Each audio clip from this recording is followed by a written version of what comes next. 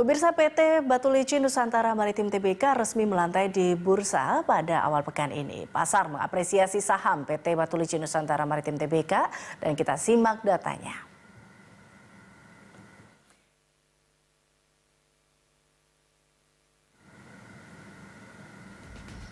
Ya, kita lihat di sini untuk PT Batu Licin Nusantara Maritim Tbk dengan kode saham BESS mencatatkan sahamnya di Bursa Efek Indonesia pada 9 Maret 2020 dengan harga saham Rp105 per lembar saham. Berada di papan pengembangan dengan bidang usaha utama yaitu adalah perseroan menjalankan usaha dalam bidang transportasi perairan laut dan sungai di Indonesia untuk jasa transportasi batu bara dengan sektor infrastructure, utilities and transportation dengan subsektor adalah transportation. Kemudian kita akan melihat terkait dengan pemegang saham PT Batu Licin Nusantara Maritim Tbk ini, di mana hampir 79,29% sahamnya dipegang oleh PT Batu Licin 69 Transportasi atau sebanyak 2,69 miliar lembar saham. Lalu kita lihat di sini 20,59%-nya dipegang oleh masyarakat sebanyak 700 juta lembar saham dan sisanya dipegang oleh Royce Sunandar sebesar 0,12%. Selanjutnya untuk pergerakan saham dari Batu Licin Nusantara Maritim sendiri atau dengan kode saham BESS ini dalam 4 hari ini kita lihat cukup baik.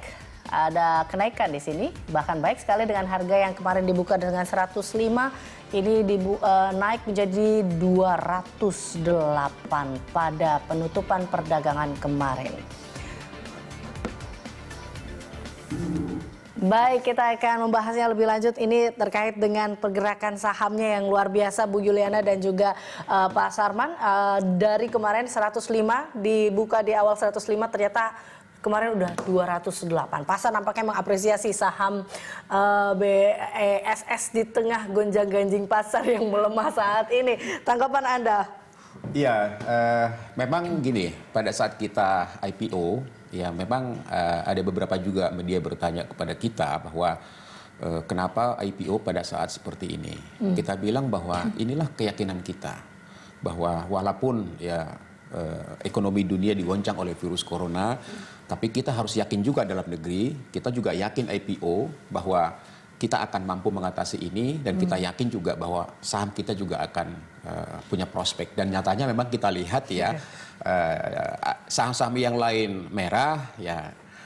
Alhamdulillah puji Tuhan kita hijau itu kan ya. Jadi artinya ada satu keyakinan dari investor terhadap masa depan perusahaan ini. Itu menjadi harapan kami gitu. Oke, itu juga ya harapan Anda Bu Yuliana. Betul sekali, Mbak.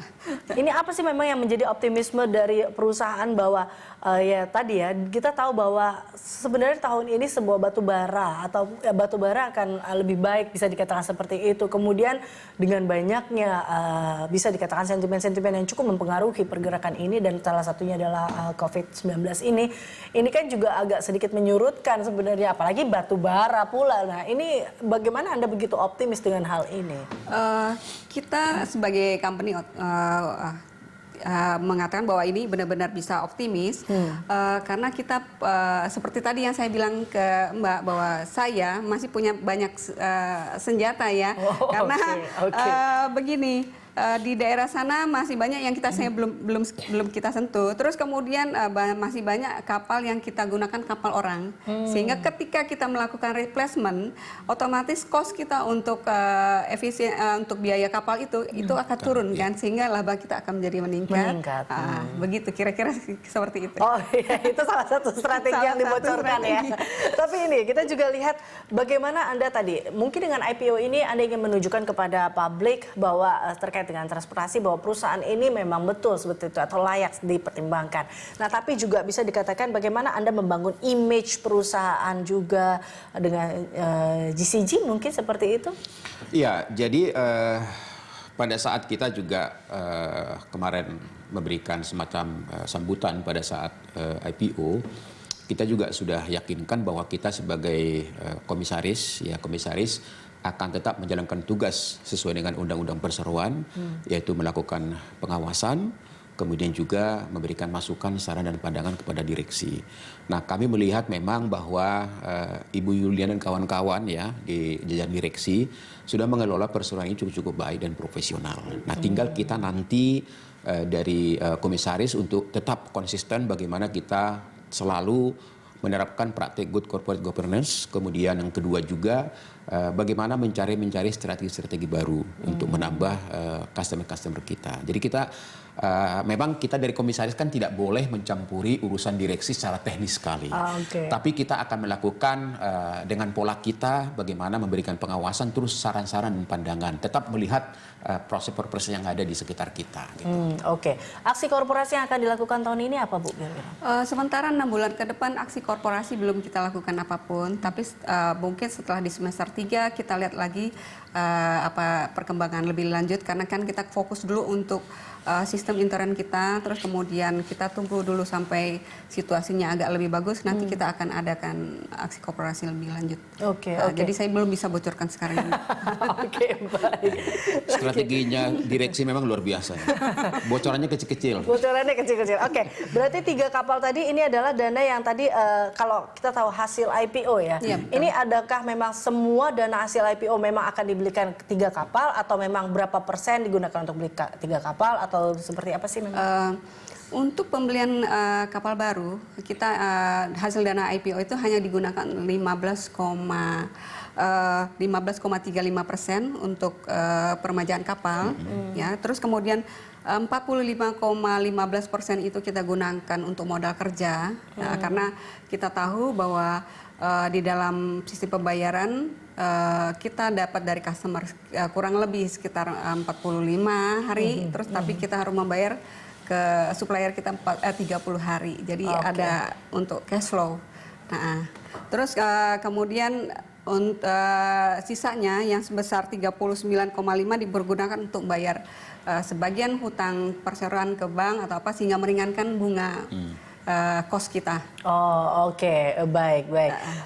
Nah, Pak Sarman, ini bagaimana tentunya Anda begitu optimis, kita tahu bahwa memang perusahaan ini juga kalau dilihat dari sahamnya yang semakin optimis juga ya di tengah gonjang-ganjing ini, tapi juga bagaimana Anda meyakinkan pasar bahwa memang saham ini atau Bu Yuliana juga boleh meyakinkan para investor bahwa saham dari BESS ini memang layak untuk dikoleksi.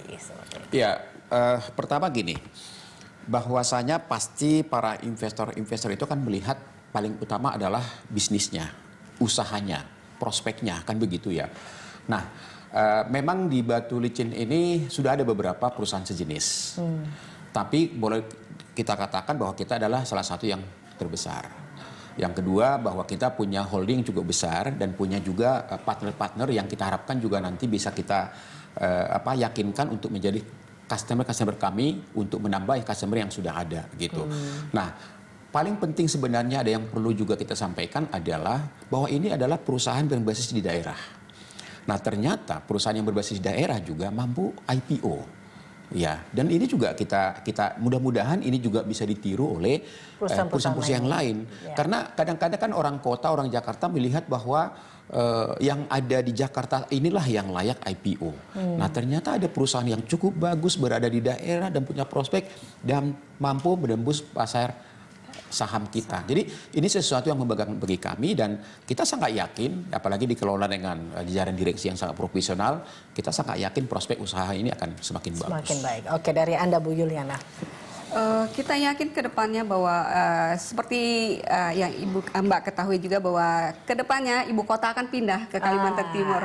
Jadi itu saya yakin daerah yang membutuhkan kapal kita dalam apapun nanti bentuk jenisnya ya, entah itu batu bara, nanti apa kita ada ekspansi lain ya kan. Nah, jadi itu benar-benar membuat kita optimis. Oke, kita punya kesempatan ini, kita ambil bahwa itu pembukaan ibu kota yang baru itu menjadi prospek yang cerah buat kita. Prospek yang cerah ya, ini menjadi sebuah peluang yang bagus.